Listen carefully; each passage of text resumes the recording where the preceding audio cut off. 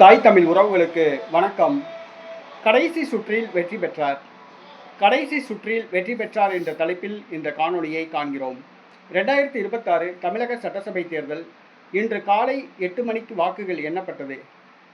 8:30 மணிக்கு இயந்திரத்தில் பதிவான வாக்குகள் எண்ணப்பட்டது. ஆரம்பத்தில் இருந்தே திமுக அமைச்சர், நகராட்சித்துறை அமைச்சர் நேரு பின்தங்கியிருந்தார். தமிழகம் முழுவதும் திமுக அமைச்சர்கள், திமுக வேட்பாளர்கள், முதலமைச்சர், துணை முதலமைச்சர் ஆகியோர் பின்தங்கியிருந்தனர்.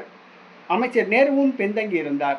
ஆனால் கடைசி சுற்று வாக்கு முடிவில் தவேகா வேட்பாளரை விட சற்று கூடுதலாக வாக்குகள் வாங்கி குறைவான வாக்குகள் வித்தியாசத்தில் வெற்றி பெற்றார். அமைச்சர் நேரு அவர்களுக்கு இது கடைசி தேர்தல். இந்த முறையே அவருக்கு சீட்டு கிடைத்தது அதிர்ஷ்டம் என்று தான் சொல்ல வேண்டும். அவருக்கு வயது ஏறத்தாழ 80 வயது ஆகிவிட்டது. வயது மூப்பால் அவதிப்பட்டு வந்தார். கடைசி தேர்தலில் தோல்வியை தழுவுவார் என எதிர்பார்க்கப்பட்டது. ஆரம்பத்திலிருந்தே அவர் பின்தங்கியிருந்தார். ஆனால் கடைசி சுற்றில் சற்று கூடுதலாக வாக்குகள் வாங்கி வெற்றி பெற்றுள்ளார். அமைச்சர் நேரு வெற்றி பெற்று தமிழக சட்டசபைக்கு செல்கின்றார். தமிழக அமைச்சர்கள் பலர் பின்தங்கியுள்ளனர்.